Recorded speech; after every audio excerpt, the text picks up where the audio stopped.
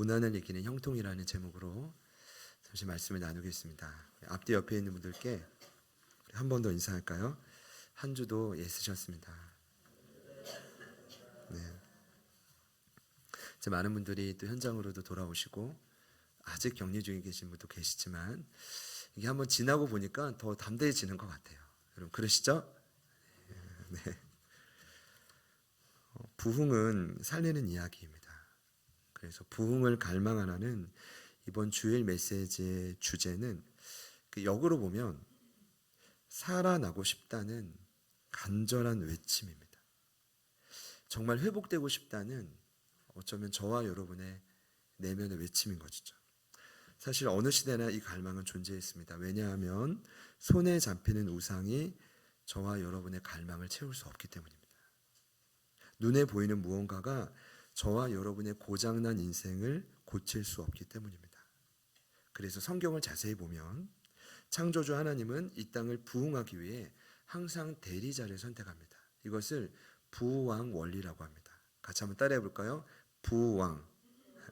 말 그대로 하나님이 왕이시고 그 다음에 왕의 대리자가 있는데 그 부왕.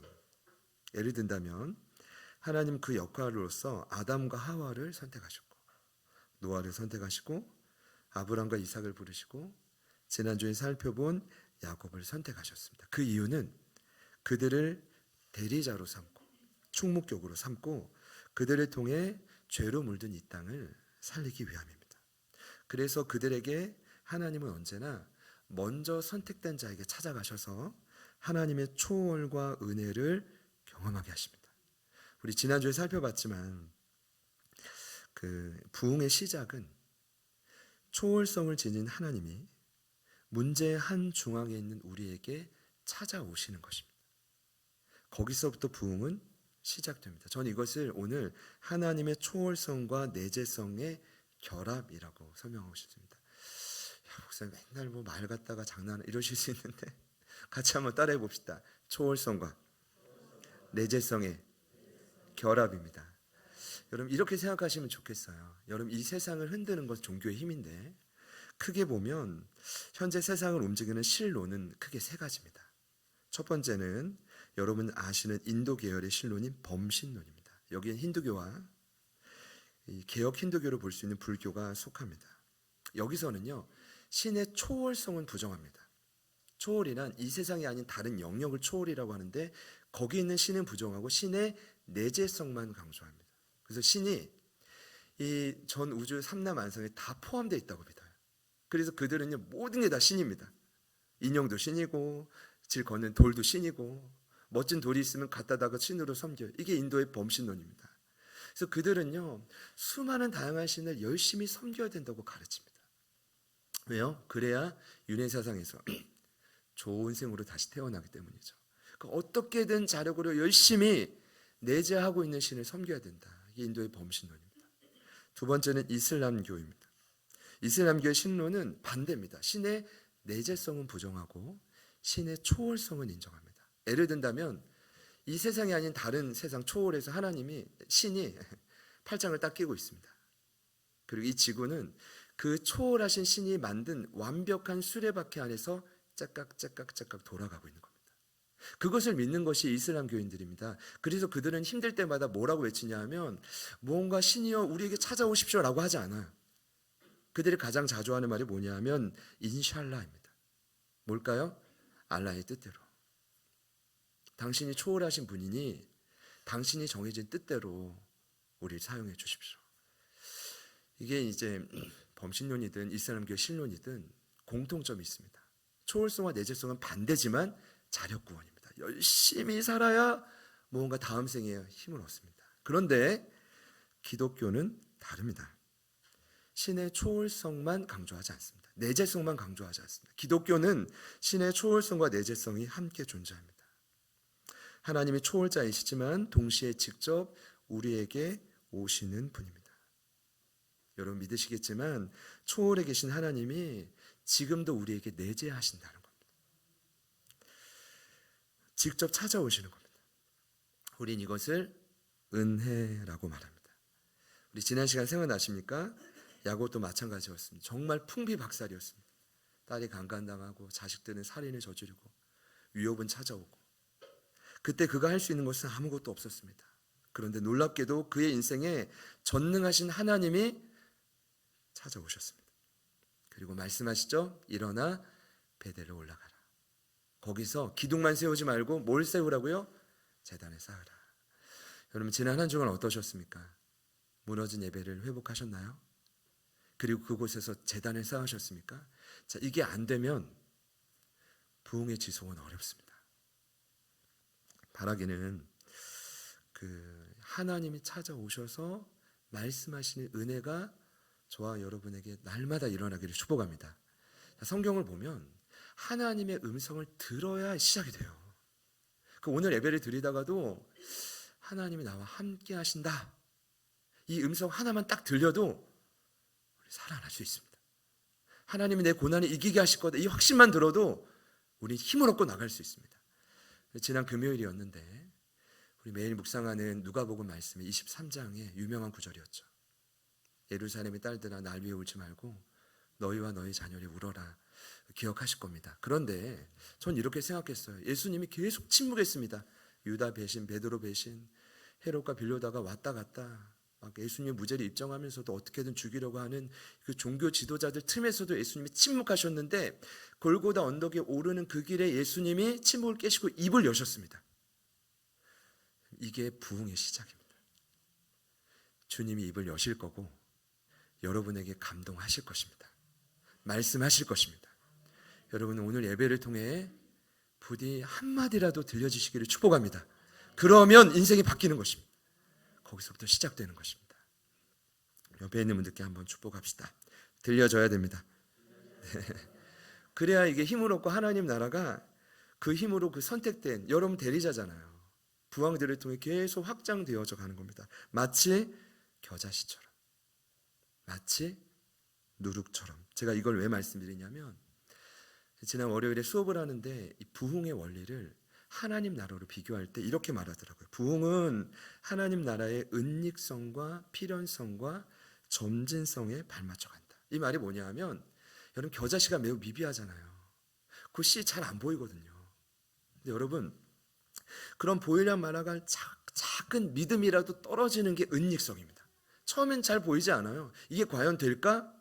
근데 여러분, 그 안에 생명이 있기 때문에 필연적으로 성장합니다. 이게 하나님 나라의 필연성입니다. 그런데 이 성장이 아주 서서히 점진적으로 자라나게 되는 거죠.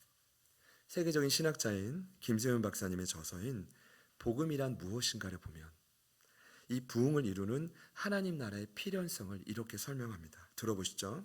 하나님 나라의 복음은 하늘과 땅을 지으신 창조주 하나님 나라의 복음이기 때문에 아무리 핍박과 저항이 있어도 필연적으로 자라게 되어 있습니다.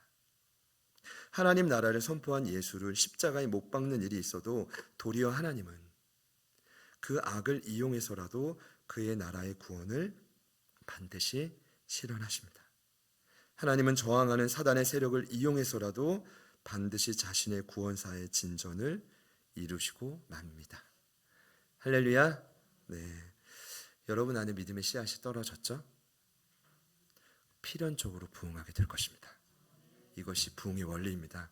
옆에 있는 분들께 믿음으로 선포합시다. 반드시 살아날 겁니다. 네, 한 번 더요. 본인에게 이렇게 축복합시다. 부흥은 필연이다.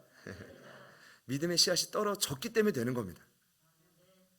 오늘 그걸 제가 말씀드릴 텐데, 이 부흥의 흐름으로 볼 때 중심에 부합한 인물들이 많지만 오늘 제가 나누고 싶은 주인공은 요셉입니다. 사실 저도 좀 재밌어요. 한 본문을 강해 설교로 쭉 풀어가는 거 쉽지 않거든요. 근데 이 주제 설교를 하다 보니까 뭔가 조금 자유해진 느낌입니다. 여러분, 그렇게 보이시죠? 성경 또 전체를 훑을 수도 있고, 그리고 반응이 또 좋은 것 같아요. 제가 느낄 때는. 좋으시죠? 네, 감사합니다. 반응은 그냥 그저 그런 걸로 알고 오늘 두 번째 말씀 전하겠습니다. 그 요셉을 떠올리면 가장 먼저 생각나는 단어가 꿈일 겁니다. 어떤 꿈을 꿨습니까? 형들의 곡식단이 요셉의 곡식단에 절하는 꿈. 그 다음 꿈은 해와 달과 11별이 요셉에게 절하는 꿈. 그러니까 부모와 모든 형제들이 절하는 꿈. 이 꿈을 듣고 형들이 대노합니다. 같은 날에 요셉을 시기했거든요. 못마땅하게 여겼거든요. 지난주 주인공이었던 야곱이 4명의 부인을 통해, 정식으로 말하면 2명은 정식 부인이고 2은 첩인데 4명의 여인을 통해 12아들을 낳아요. 놀랍죠? 근데 11번째 아들이 요셉인데 특히 편애합니다. 맛있는 거 먹이고 멋진 옷을 그에게만 입혀요. 왜냐하면 가장 사랑하는 아내 라헬에게서 얻은 아들이기 때문입니다. 여러분, 성경은 계속 가르쳐 줍니다. 아무리 야곱이고 재단을 쌓아도요, 이게 인간입니다. 인간은 완벽할 수 없습니다. 편애하는 게 인간이고 또 차별해서 상처 있는 게 자식들입니다. 여러분, 인정하셔야 됩니다.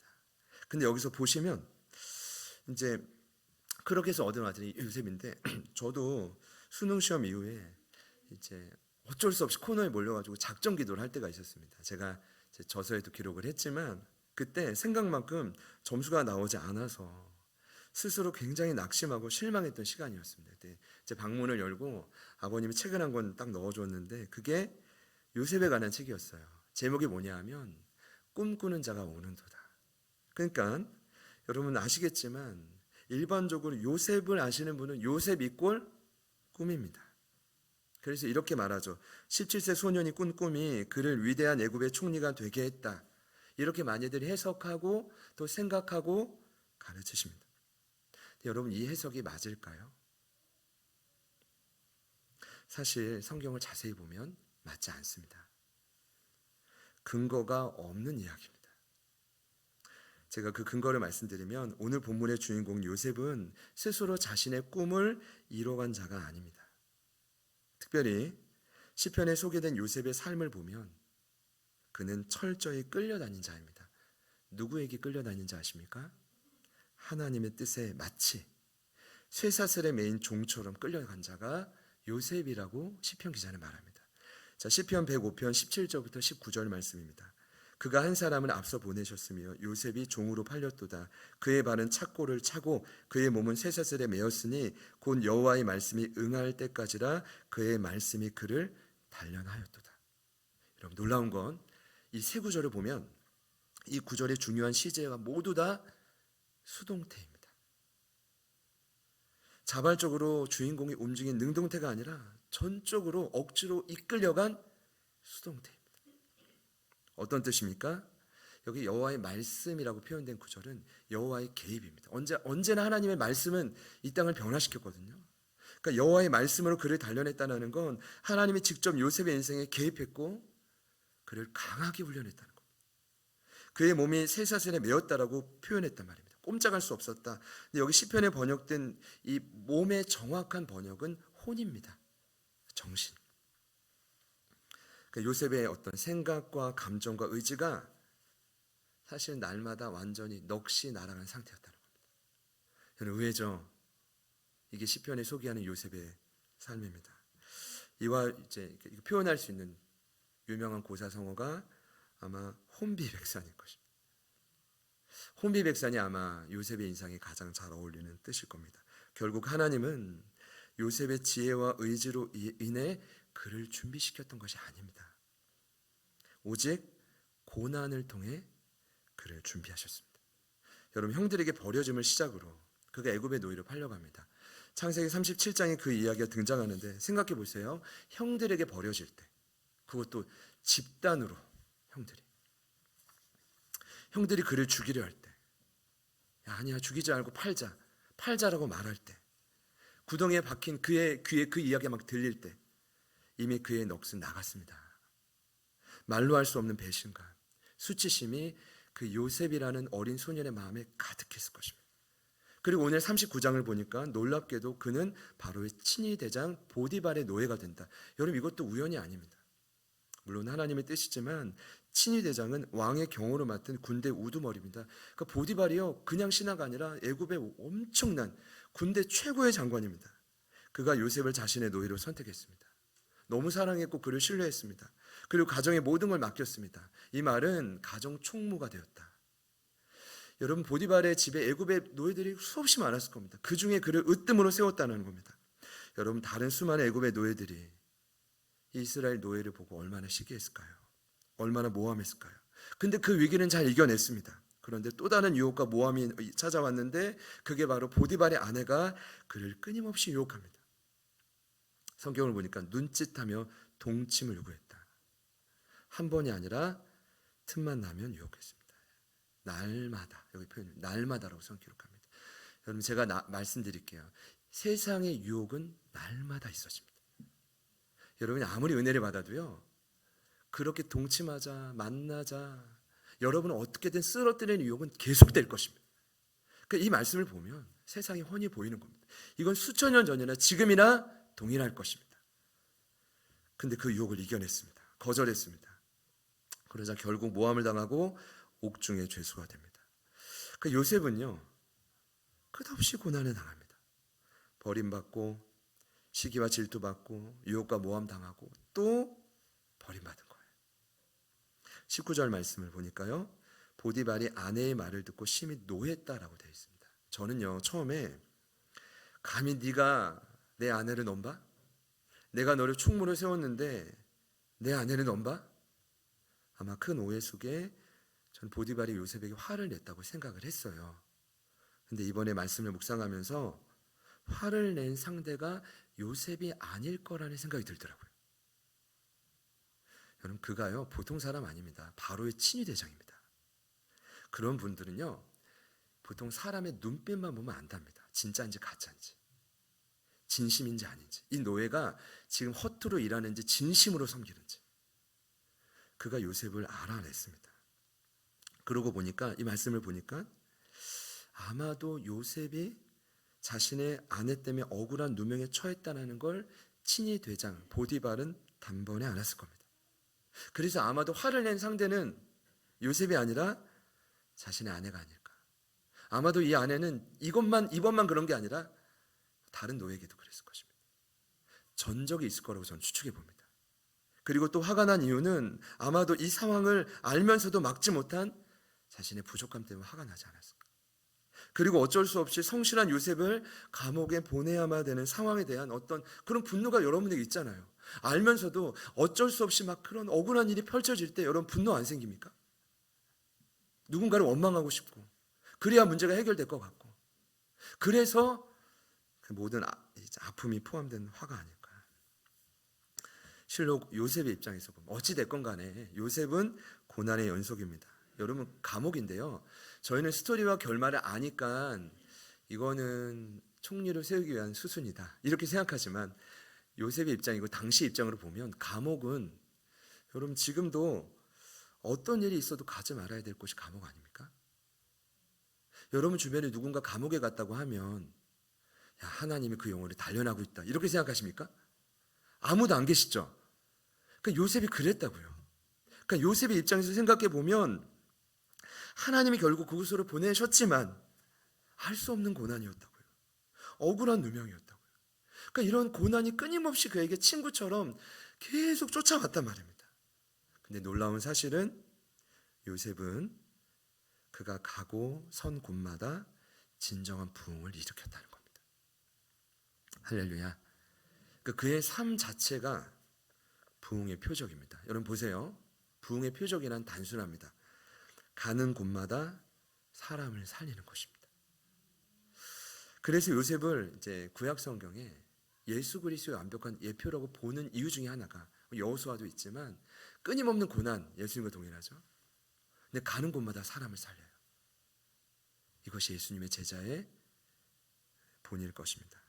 자, 증거를 말씀드리면 먼저 보디발의 가정 총무로서 온 집안을 살립니다. 여러분, 이거 결코 쉬운 일 아닙니다. 애굽은 당대 최강국이라면 그 주변의 모든 국가들은 지배국입니다. 그러니까 요셉 입장에서 보디발을 보면 원수나라의 총독격인 사람 곁에서 최선을 다해 일했다는 것입니다. 여러분, 하나님의 뜻이었습니다. 여러분, 어떤 일이든 맡겨진 일에서는 충성을 다해야 되는 거죠. 하나님이 그를 통해서 온 집안을 살립니다. 그리고 보니까 보디발 아내의 모함에 억울함에도 끝까지 그는 침묵했죠. 그래서 결국 그는 제가 볼 때 보디발의 아내도 살렸습니다. 원수도 살렸단 말입니다. 만약에 요셉이 나 억울합니다 계속 항변했다면, 그랬다면 아내가 죽든지 요셉이 죽었을 것입니다. 제가 보건대 계속 항변했다고, 침묵하지 않고 항변했다면 둘 다 죽었을 것입니다. 그래서 그는 예수님처럼 침묵했다고 봅니다. 그래서 결국 나중에는 아내는 제가 모르겠지만 둘 다 살아난 거죠. 세 번째는 끌려간 왕의 감옥에서 후에 나오죠. 술 맡은 관원장을 살립니다. 그리고 애굽의 총리가 되었을 때는 온 세상을 살리죠. 그리고 마지막으로 자신을 버린 형과 아버지인 야곱이 본인을 찾아왔을 때 원수와 같은 형들, 그리고 아버지 야곱도 살립니다. 그리고 이스라엘의 모든 식소들을 살리죠. 여러분 보세요. 이것이 부흥의 원리입니다. 어느 날 갑자기 세상을 살리는 게 아닙니다. 어느 날 갑자기 공동체를 일으키는 자가 되는 게 아닙니다. 서서히 한 영혼 한 영혼을 살리다 보면, 내게 준 자리에서 충성을 다하고 최선을 다하다 보면 불평하지 않고 원망하지 않는 그 영혼을 통해 하나님이 계속해서 살리는 역사를 보여주신다는 겁니다. 여러분 이것이 부흥입니다. 제가 오늘 이 말씀을 보면서 과연 이 일이 어떻게 가능했을까? 끝없는 고난 속에서 이러한 부흥의 불길이 꺼지지 않은 이유는 무엇일까? 어찌 보면 오늘 말씀을 묵상하고 적용할 때 가장 중요한 질문일 것입니다. 여러분 어떻게 생각하십니까? 오늘 이 고민을 깊이 할 필요 없습니다. 왜냐하면 오늘 본문이, 성경이 분명히 말하고 있습니다. 2절 말씀입니다. 여호와께서 요셉과 함께 하심으로 그가 형통한 자가 되었다. 이것이 오늘 말씀의 핵심입니다. 하나님이 함께 하심으로 주어진 형통이 그가 마주한 고난을 이기게 했다. 한 번이 아니라 끝까지 이기게 한 것입니다. 고난을 이기는 형통이라는 제목이 여기서 나온 것입니다. 여러분이 생각하는 형통의 정의는 무엇입니까? 오늘에서야 제가 이제 기회가 돼서 확실히 말씀드릴 수 있을 것 같은데, 여러분 히브리어로 형통은 찰라흐라는 단어입니다. 어떤 의미가 있냐면 이 단어의 원뜻은 앞으로, 뒤로가 아니라 앞으로 돌진하다라는 뜻입니다. 그래서 한마디로 형통은 내 앞에 막힌 담이 허물어지고 번성하다라는 뜻입니다. 여러분 앞에 깜깜한 그 담이 허물어지고 돌진이 된다는 뜻입니다. 이 뜻이 형통임을 믿으시기를 축복합니다. 여러분 다른 게 아니에요. 비록 그가 노예였고 범죄자로 낙인 찍혔습니다. 그러나 하나님은 그와 함께 하셔서 범사에 형통케 하셨습니다. 23절입니다. 간수장은 그의 손에 맡긴 것을 무엇이든지 살펴보지 아니하였으니 이는 여호와께서 요셉과 함께 하심이라. 여호와께서 그를 범사에 형통케 하셨더라. 여기서 저희가 확실히 알게 됩니다. 성경이 말하는 형통은 승승장구가 아닙니다. 내 계획대로 모든 일들이 술술 풀리는 것이 아닙니다. 여러분 이게 형통이라면 세상에 형통하는 분들 많습니다. 근데 여러분 참 신기하죠? 세상의 원리를 보면 그렇게 형통하는 주변에 있는 분들이 그렇게 행복하지 않아요. 돈을 많이 버시는 분들 보면 주변에는 노동을 착취당하는 분들이 유독 많아요. 이건 저 생각만입니까? 아니잖아요. 세상의 원리라고요. 돈을 많이 벌면 벌수록 계속 위에서 누르고 이거는 형통이 아니에요. 죽이는 거지. 이게 세상이란 말입니다. 그러나 성경이 말하는 형통은 다르다고요. 성경이 말하는 형통은 한마디로 내 뜻이 성취되는 게 아닙니다. 형통은 하나님의 뜻이 성취되는 것입니다. 그래서 형통을 하는 자를 보면 나도 살고 내 주변도 살고 내 가족도 살고 공동체도 살리고, 나를 통해 주변이 나를 볼 때마다 내 말 한마디에, 내 표정 하나에 힘을 얻고 새로운 힘을 얻고 돌아가는 거예요. 요셉이 반복되는 고난 속에서 결국 확신했을 것입니다. 뭐냐면 고난 속에서 하나님이 함께 하시지 않으면 나는 한 걸음도 전진할 수 없다. 자, 그 근거를 말씀드릴게요. 그가 노예로 팔려올 때 인생을 포기하지 않았던 힘은 무엇일까요? 넋이 나갔는데 그 나간 넋을 다시 가져오게 하는 힘은 무엇이었을까요? 여전히 요셉과 함께 하시는 하나님을 믿었기 때문입니다. 그가 어떻게 보디발의 노예가로 간택되었을까요? 여러분, 보디발은요 수없이 많은 애굽의 노예를 선택한 사람입니다. 그렇기 때문에 그는요 사람만 보면 안다라고 아까 말씀드렸죠. 그런 그가 요셉을 보고 한눈에 알아본 이유는 제 생각입니다. 그가 넋이 나갔지만 하나님 때문에 마음을 추스리고 보디발 앞에 섰을 때 수많은 노예 한 중앙에 있어도 그의 눈빛은 다른 노예와 달리 좌절한 눈빛이 아니었을 것입니다. 여전히 그는 그와 함께 하시는 하나님이 주시는 은혜 때문에 그의 눈빛은 총명하고 살아있었을 것입니다. 그게 달랐던 것입니다. 이렇게 되면 형통할 수밖에 없어요. 그가 가정총무가 된 것도 마찬가지입니다. 그와 함께 하신 하나님 때문에 이방인 보디발도 하나님을 인정했습니다.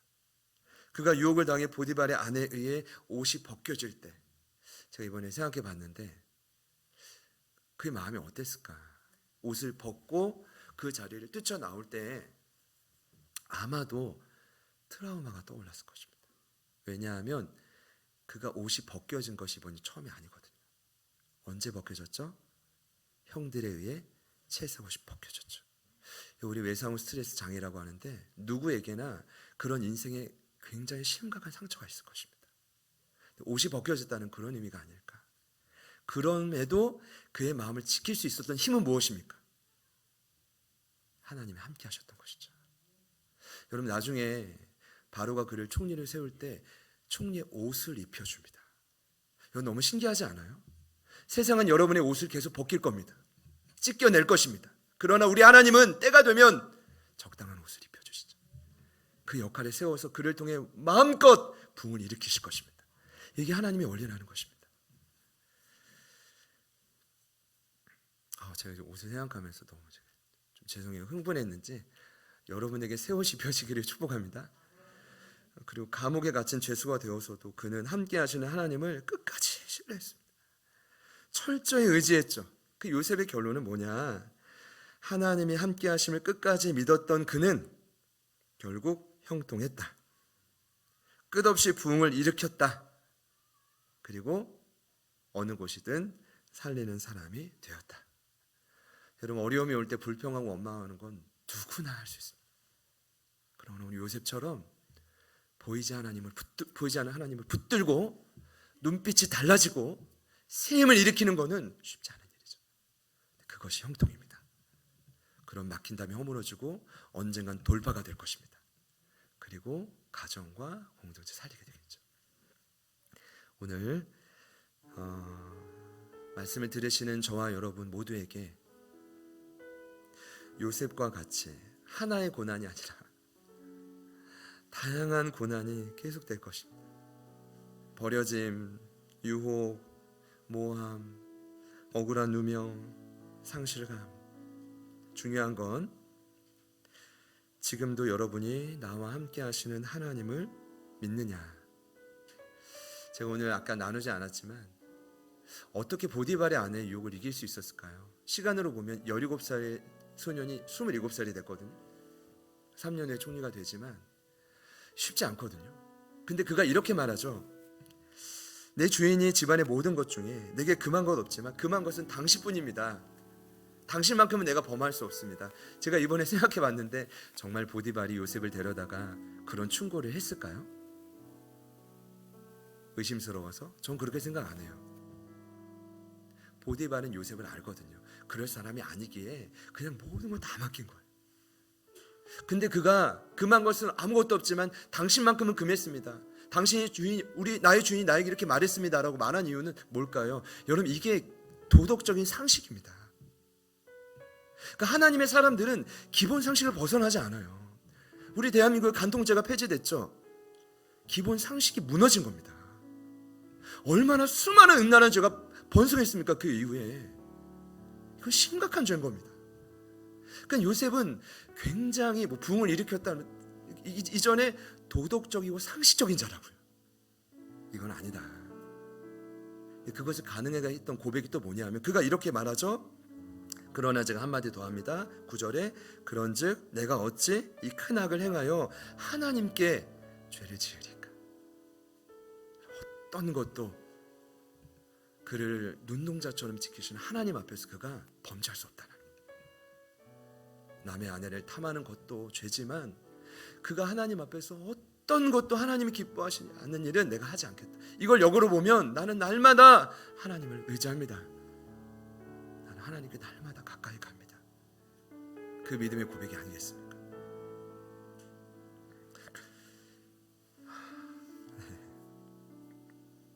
제가 말씀 서두에 하나님 나라의 필연성의 원리를 나누었습니다.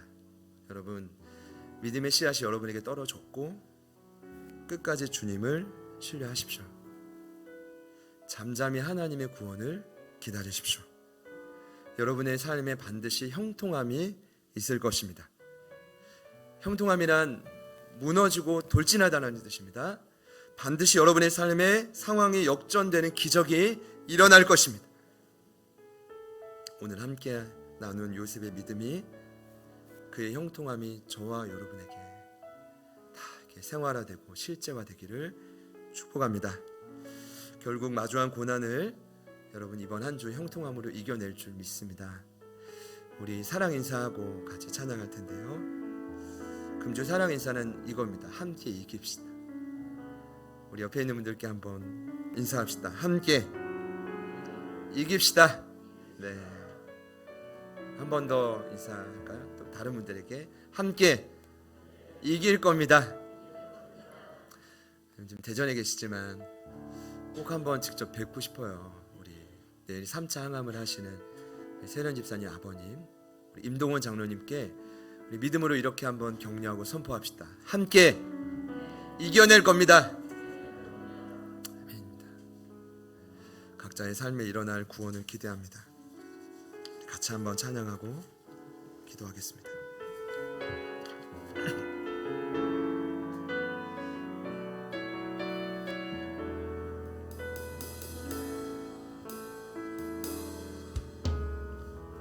나의 영혼이 잠잠히 하나님만 바라며 나의 구원이 그에게서 나는 도다. 나의 영혼아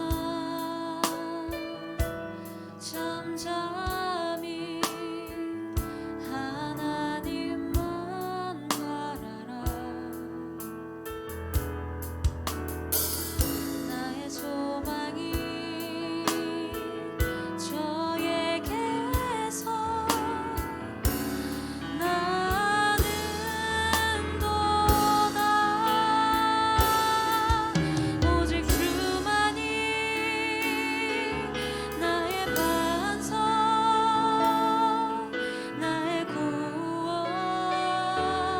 구원이시니. 오직 주만이 나의 산성, 내가 요동치 아니하리. 함께 고백합시다. 나의 영혼이 간절히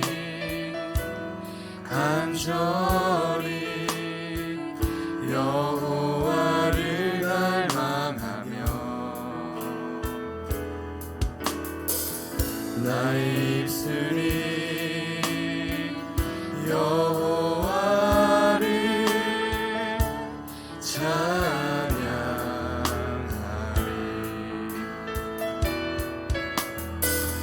나의 영혼이 즐거이 여호와를 따르리니. 나의 평생에 여호와를 송축하리.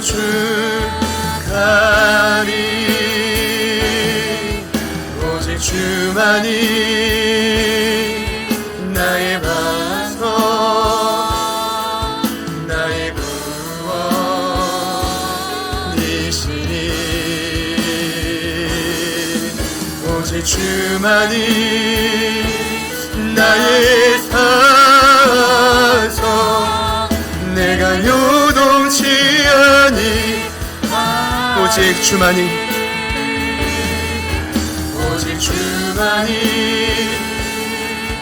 나의 반석 나의 구원이시니 오직 주만이 나의 산성 내가 요동치 아니하리 나의 구원 나의 구원 나의 영광 하나님께 있으니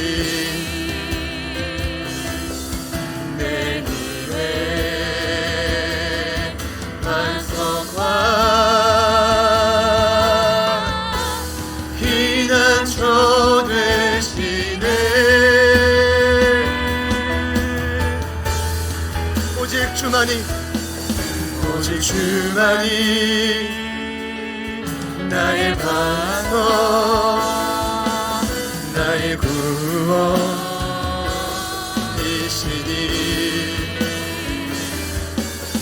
오직 주만이 나의 산성 내가 요동치 않 우리 마지막으로 믿음으로 선포합시다 오직 주만이 나의 반석 나의 구원이시니 오직 주만이 나의 산성 내가 요동치 아니 확실히 알았습니다. 그리스도인의 삶은 내가 무언가를 원하는 계획과 그 꿈대로 결정하는 것이 아닙니다. 그냥 그리스도인의 삶은 구원받았다면 그 이후부터는 하나님의 계획에 끌려다니는 삶입니다. 하나님 모든 걸 내려놓고 지금 내가 마주한 그 담을 향해 그 고난을 향해 선포합시다. 하나님 나와 함께 하심을 믿습니다. 그러니 앞으로 돌진하는 형통의 은혜가 한 주간 우리 개개인의 삶에 일어나게 하여 주십시오. 많은 분들이 요셉과 같은 다양한 고난 앞에 처해 있을 것입니다. 그리고 오늘 이 말씀을 믿음으로 선포할 때 동일한 형통한 은혜가 돌진되는 역사가 일어날 줄 믿습니다.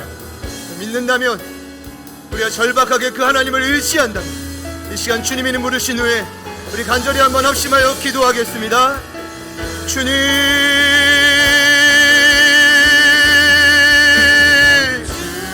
도와주시옵소서.